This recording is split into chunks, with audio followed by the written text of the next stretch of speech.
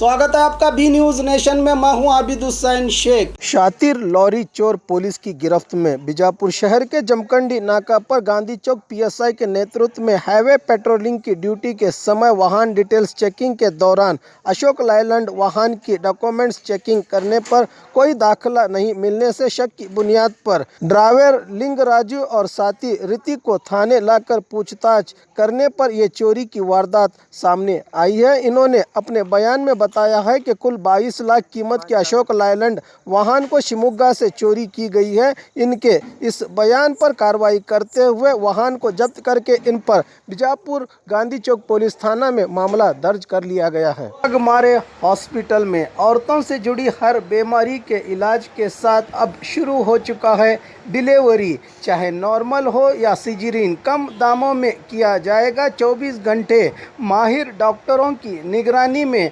अस्पताल का पता सखाफरोजा 4 नंबर स्कूल के करीब बीजापुर। बाघमारे अस्पताल में स्पाइन एंड पेन सेंटर की शुरुआत। जिस्म के दर्द से मायूस लोगों के लिए उम्मीद की नई किरण।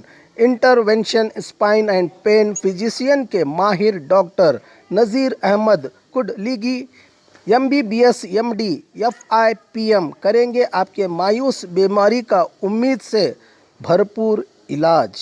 विजिट कीजिए बुधवार और शनिवार दोपहर 3 से 4 के दरमियान। बाघमारे अस्पताल सखाफरोजा सरकारी उर्दू स्कूल नंबर 4 के पास। और खबरों के लिए देखते रहिए बी न्यूज़ नेशन।